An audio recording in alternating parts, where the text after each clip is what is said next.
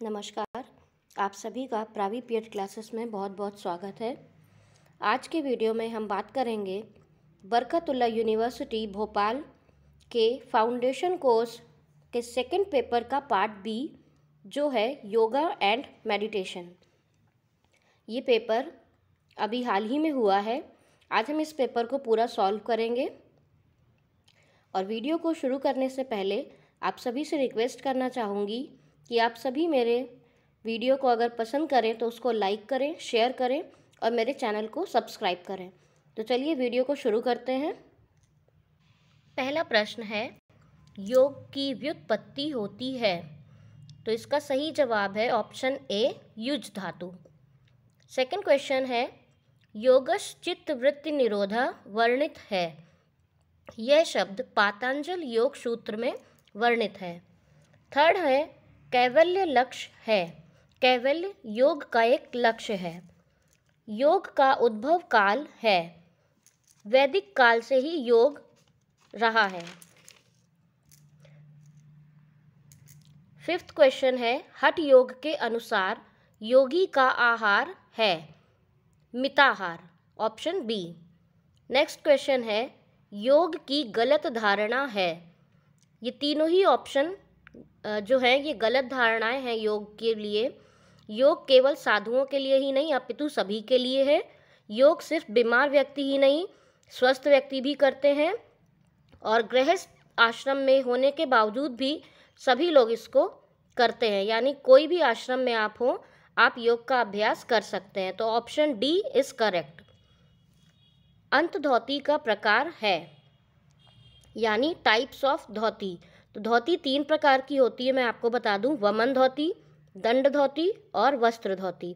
इसमें से इन्होंने वमन धोती और दंड धोती दोनों ऑप्शन दिए हुए हैं, इसलिए ये दोनों ही ऑप्शन करेक्ट हैं। तो जो भी वो ऊपर से सही करते हैं वो इसका राइट आंसर होगा, लेकिन ए और सी दोनों ही सही हैं। नेक्स्ट है, हठ प्रदीपिका के अनुसार वस्त्र धोती की अनुमानित लंबाई क्या होती है?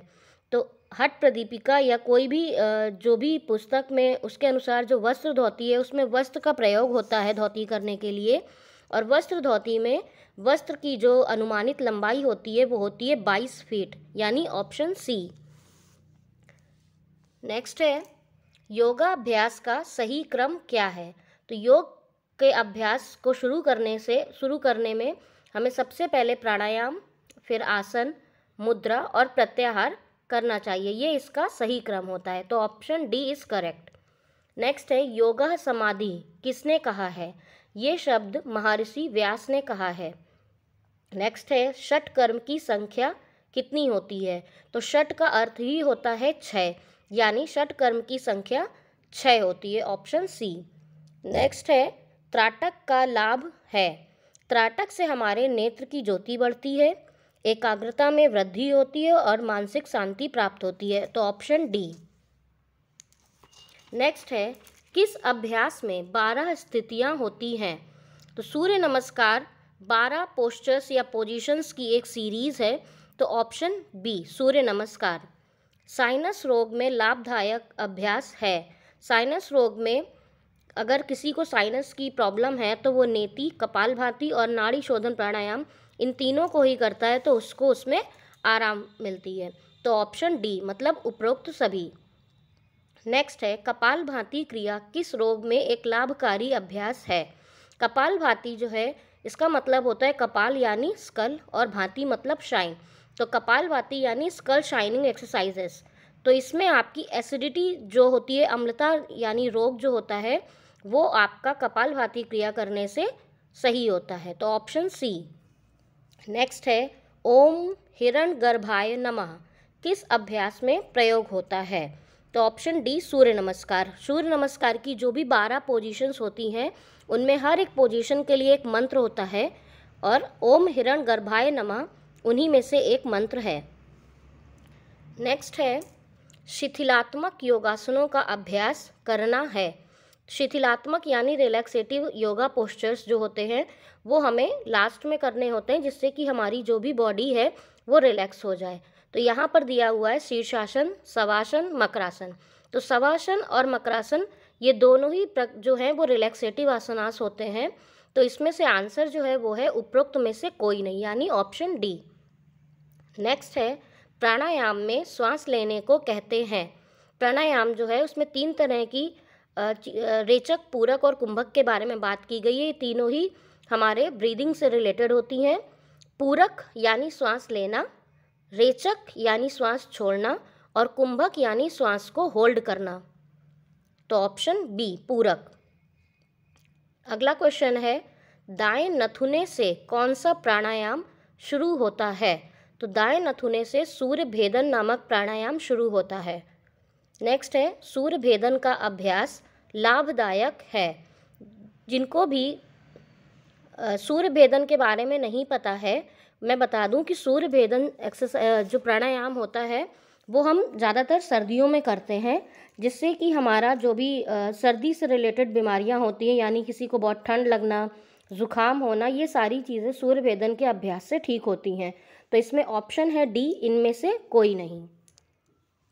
नेक्स्ट है भस्त्रिका प्राणायाम लाभदायक है।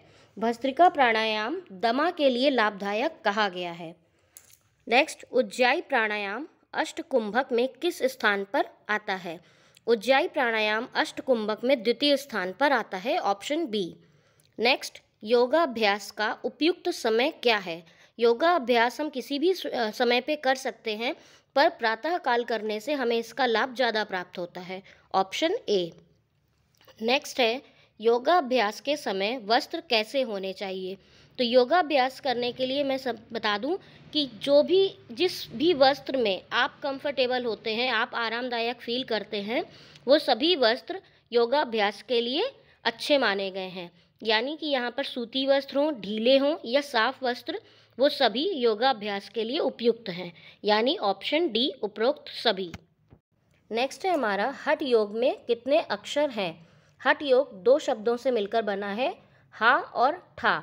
हा का अर्थ होता है सूर्य और ठा से अर्थ है इसका चंद्र। तो ऑप्शन ए 2। नेक्स्ट है हठ योग के संस्थापक हैं। हठ योग के संस्थापक यानी फाउंडर गोरखनाथ जी कहे जाते हैं। हठ योग में ठा का अर्थ है, जैसे कि मैंने आपको पहले भी बताया, ठा का अर्थ होता है चंद्र, यानी ऑप्शन ए। नेक्स्ट है नाथ संप्रदाय की स्थापना किसने की है। मैंने यहाँ पे स्लाइड चेंज नहीं करी थी, आप यहाँ देख सकते हैं स्लाइड मैंने चेंज कर दी, और मैं 28वां क्वेश्चन अब पढ़ रही हूँ कि नाथ संप्रदाय की स्थापना किसने की है। नाथ संप्रदाय की स्थापना गोरखनाथ जी द्वारा की गई है। नेक्स्ट है कुंभक का आदर्श समय पूरक की अपेक्षा कितना होना चाहिए। तो कुंभक का आदर्श समय जो है वो पूरक की अपेक्षा 4 गुना होना चाहिए, ऑप्शन बी। नेक्स्ट है शरीर संवर्धनात्मक आसन है। ये ऑप्शन है डी स्वस्तिकासन, हलासन और सेतुबंधासन। नेक्स्ट है अष्टांग योग का 6वां अंग क्या है। तो अष्टांग योग मैं बता दूं आपको, इसके 8 लिम्स जो हैं वो है यम, नियम, आसन, प्राणायाम, प्रत्याहार, धारणा, ध्यान और समाधि। तो इसका जो 6वां अंग होता है वो है धारणा, ऑप्शन सी। नेक्स्ट है एकाग्रता वृद्धि में लाभदायक अभ्यास है। एकाग्रता वृद्धि के लिए हमें एकाग्रता यानी कि कंसंट्रेशन, तो कंसंट्रेशन के लिए हमें ध्यान करना चाहिए जिससे कि हमारी एकाग्रता में वृद्धि होती है। नेक्स्ट है ईश्वर का नाम है। तो यहाँ पर ये जो ऑप्शंस दिए हुए हैं इनमें से प्रणव का भी अर्थ जो होता है वो होता है ईश्वर यानी ओम, और श्री हरि भी ईश्वर का ही एक नाम है। तो इसमें से भी कुछ क्लियर नहीं है कि ये कौन सा ऑप्शन लिया जाएगा। मेरे हिसाब से प्रणव इसका आंसर होना चाहिए, but I am not sure. Next है योग अभ्यासी के लिए उपयोगी आहार है। ये क्वेश्चन पहले भी आया था और इसका आंसर है मिताहार, यानी ऑप्शन ए। नेक्स्ट है अष्टांग में धारणा के बाद अभ्यास है। तो धारणा के बाद ऑप्शन जो आता है वो है ध्यान, ये उसका अगला अंग कहलाता है, तो ऑप्शन बी ध्यान। नेक्स्ट है बहिरंग साधन है। तो बहिरंग मैं आपको बता दूं, ये जो हमारे अष्टांग लिम्स हैं, 8 लिम्स होते हैं, इन्हीं में से ही इसको जो पहले कुछ जगह दिया गया है कि जो पहले के 5 होते हैं उन्हें बहिरंग बोलते हैं, यानी कि धारणा, ध्यान और समाधि, इनको बहिरंग में नहीं लाया गया है, लेकिन कुछ कुछ जगह पे 4 भी ऑप्शन दिया गया है। वैसे ज़्यादातर बहिरंग मतलब 5 इसका आंसर होगा, तो ए और बी दोनों में ही अभी भी डाउट है कि कौन सा आंसर है। नेक्स्ट है षटकर्म वर्णित है। षटकर्म जो है ये हठ प्रदीपिका जो पुस्तक है जो योग की, उसमें वर्णित है कि षटकर्म जो हठ प्रदीपिका में ही वर्णित किया गया है, तो ऑप्शन ए। नेक्स्ट है प्राणायाम अभ्यास के समय नासिका का बायां नथुना बंद करने में उपयोग करते हैं। जब हम प्राणायाम करते हैं तो जो हमारी बाईं नथुना होता है यानी कि हमारा लेफ्ट नॉस्ट्रिल, उसको बंद करने के लिए हम अपनी अनामिका और कनिष्ठिका जो हमारी उंगली होती है उसका प्रयोग करते हैं, यानी कि रिंग और लिटिल फिंगर। नेक्स्ट है आसनों का अभ्यास। आसन हमेशा धीमे धीमे ग्रेजुअली स्लोली करने चाहिए। हमें भी कोई भी योगा हो वो हमें कभी भी स्पीड में या किसी को देखकर उस हिसाब से नहीं करना चाहिए। हमेशा हमें धीमे धीमे से ही शुरुआत करनी चाहिए आसन की। नेक्स्ट है प्रणव उच्चारण का फल है। तो प्रणव उच्चारण का जो फल होता है वो मानसिक शांति भी देता है, हमारी एकाग्रता को भी बढ़ाता है और हमारा आत्मविश्वास यानी हमारा सेल्फ कॉन्फिडेंस भी इंक्रीज करता है। तो ऑप्शन है डी उपरोक्त सभी। नेक्स्ट है ध्यान के नियमित अभ्यास का परिणाम है। अगर हम ध्यान यानी कंसंट्रेशन मेडिटेशन जो होता है हमारा, हम उसको रेगुलर बेसिस पे करते हैं तो हमारा ये जितने भी तीनों ऑप्शंस दिए गए हैं ये तीनों ही होते हैं, यानी कि हमारा सेल्फ कॉन्फिडेंस बढ़ता है, हमारी इम्यूनिटी बढ़ती है और हमारा स्ट्रेस मैनेजमेंट होता है। तो ऑप्शन डी यानी उपरोक्त सभी।